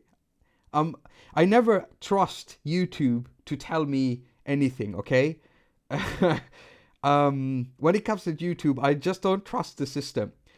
I could show you like something else also. I want to show you something with YouTube. I'm gonna open up, let's see here. I'm gonna open up YouTube really quick, go to the library and go to my videos. I want to show you something really quick here. So if you see here, then you can see that I've done test 2 and it's unlisted because it's a test for this live stream. And if we go down here, now look at this, we go down here, then we can see that test 1 ended up 2 weeks ago. Test 1 that I did today ended up in time of postings 2 weeks ago. YouTube tells me that I live streamed this, that I did today, that I live streamed this one before I live streamed the video with Dubstation that I did do 2 weeks ago. This is YouTube for you. So if I don't log on and do these live streams, these tests before doing the actual stream, then people won't find the video because it ends up far down. It actually ends up at the same day that I did the last live stream. And this happens every time. And this is with the stream now function that is inside YouTube. It's so weird. I don't know why it does this. So the first one always ends up wrong, and then the next one will end up right, and then I fix everything so that I can do the official public live stream thing. Sorry, I'm spitting here on my screen. Don't mean to do that. And it's getting awfully dirty. I've been neglecting wiping my screen. Is that oh, I smudged there. I made a smudge. I'm so sorry. Okay, so Elizabeth Cantore, sorry if I'm pronouncing that wrong. Is there a way to route the different layers of Kaspar to different tracks in Cubases? I haven't tried. I haven't actually tried that. If I, like right now, I've got it loaded inside Cubases in an inter-app audio mode. So what we're going to do here is we're gonna do this. We're gonna turn off Kaspar and Cubases, and we're gonna open up Audio Bus 3, not Audio Bus 2, Audio Bus 3, and we're gonna load up Kaspar here. Let's see here, Kaspar. Is Kaspar here? No, there it is. So we got Kaspar, and that's it, right? Oh, come on. Yeah, let's just see here. Can we open up like several instances of Kaspar? No. It seems like it only has like one stereo out. Yeah, it's probably one stereo out. Otherwise, we would be able to see more outputs. Like with some apps, you can see that you have these, you see this, like layer. If we go and press this icon here, then we can see that we have 8 outs from layer. So we can route 8 outs independently, and then you can route them independently into Cubases or any other DAW this way. But with Kaspar you can't. I'm just gonna unload this again, and let's see if we have that thing. No, it doesn't have any way of doing that. But Layer does, Loopy does, MIDI steps, mimics, mod step. So if you see that little thing there when you're trying to load something in like Audio Bus, if you see this thing, then you will see that you have several outputs. That's the easiest way of identifying that. But of course you have to own the app to actually see that, right? Let's see here.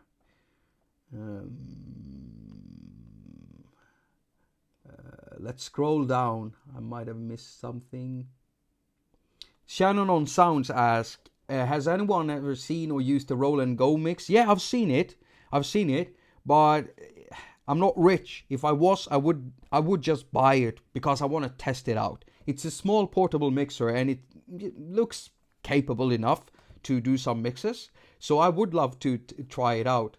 Let's see now.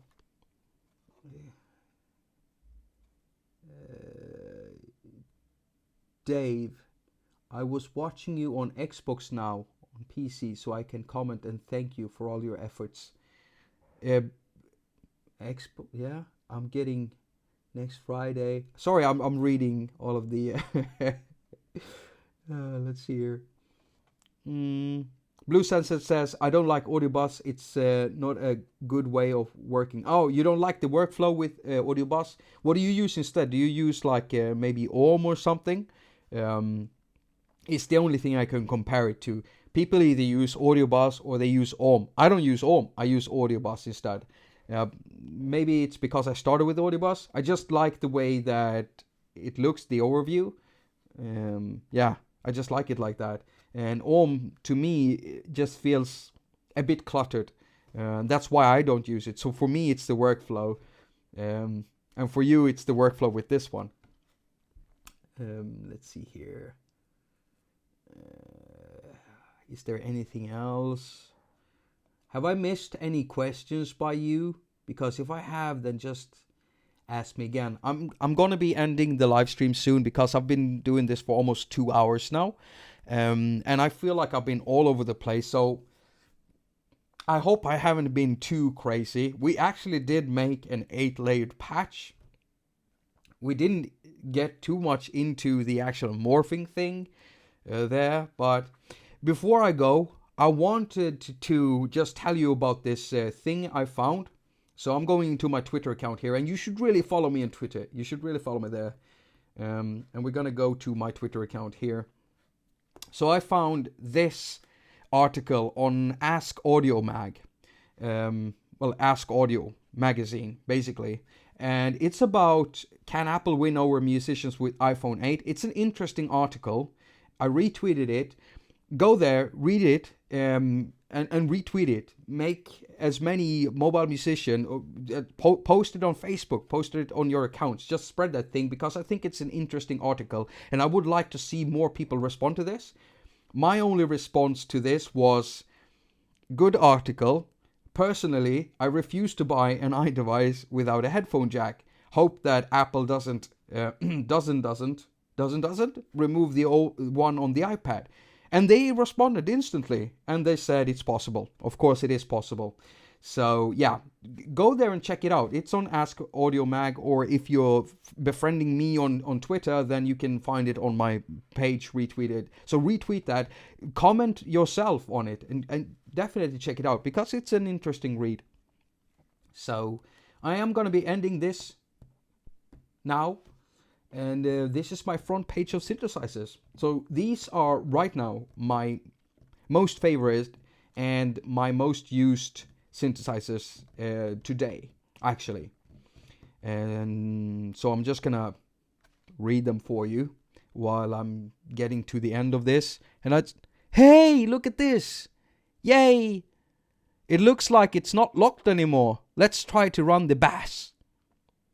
Oh, it's running. Look at it. Oh, look at it go. It just flies away there. So it's unlocked now. That's awesome. I am going to be ending this live stream, so I'm going to do this. Right, so there's my Patreon page. I wonder what happened before. Why did it do that? I don't like that. I don't like uncertainties like that. I have to be able to reproduce that error. Otherwise, I'm going to be nervous every time I live stream. I do so many tests just to make sure that nothing goes wrong.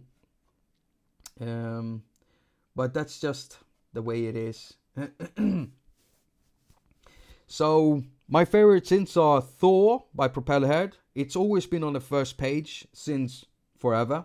We got Poison 202 and Nave, Sunriser and FM4. And I've made sounds for all of these synthesizers, and they're all up on my channel. And if you're my Patreon, then you have access to the attaQ Vault.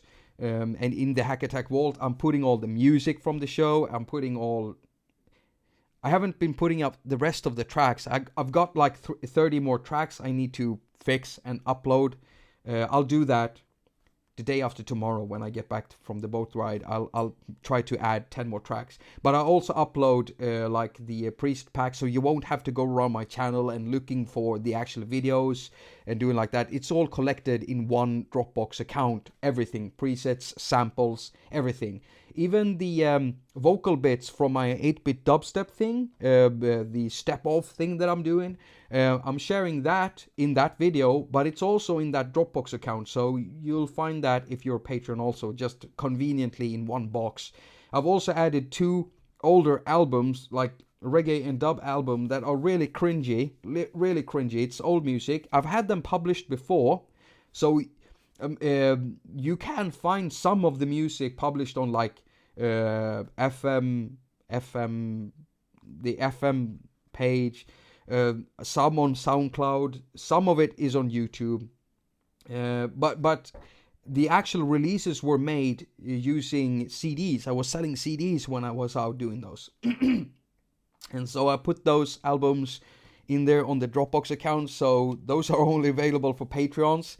Because if you want to hear the cringy stuff, you have to pay for it.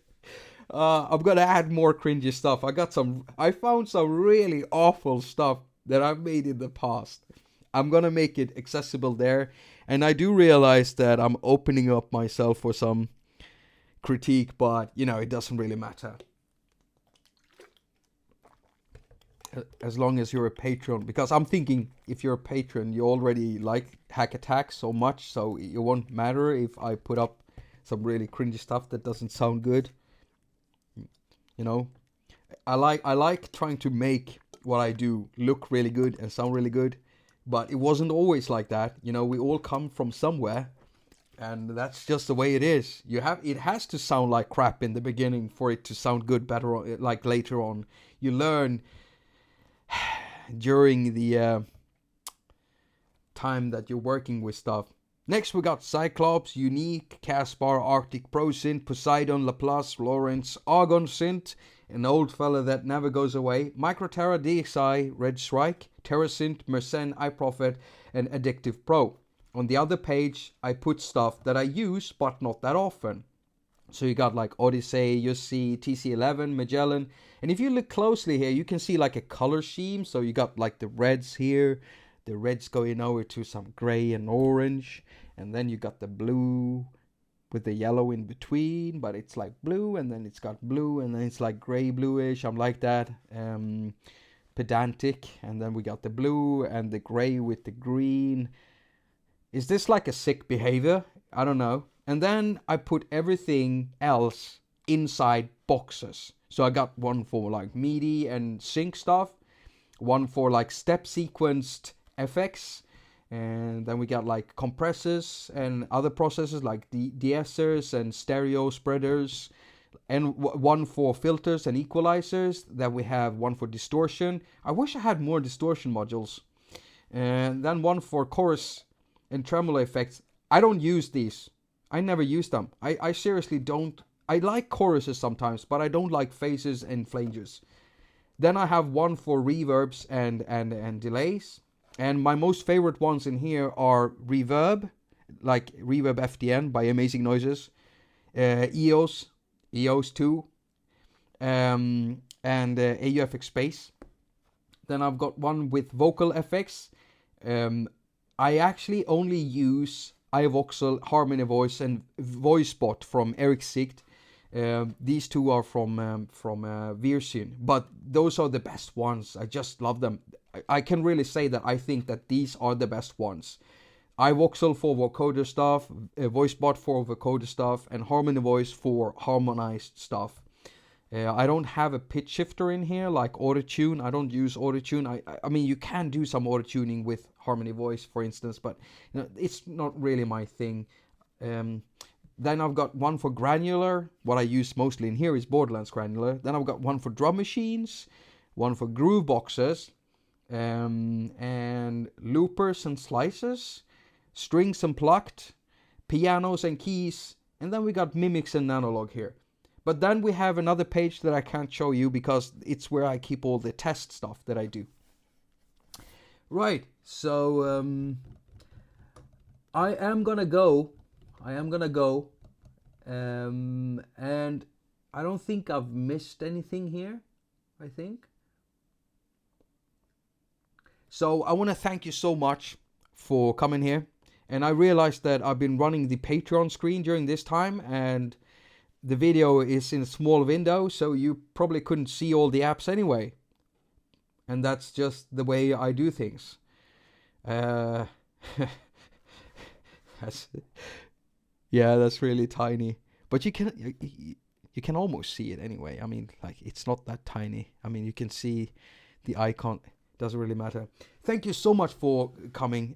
Thank you so much for being here and talking inside the chat room. It means a lot to me. I will be making a new live stream, but I'm serious. I kind of need this week off. I really do. And I need to refill my batteries with music for myself. But do hook up with me on Twitter. I will sporadically jump in on Twitter and Facebook and answer some comments, and also on YouTube. I haven't been doing that on YouTube for some time, but that's because I've been involved with a lot of stuff, talking with a lot of developers, and there's stuff going on. So I just have patience with me, and I'll try to get back to a more normal output mode with my videos and everything. And do hook up with me on Twitter and give me some advice on how to do stuff for myself without feeling bad about it. Right? Refilling my batteries, getting energized to make more live streams and more videos for you. Because that's what I want to do. I want to make quality content for you. Don't know if this stream was, but I certainly gave it my best. And that's the most important thing. Thank you so much for coming.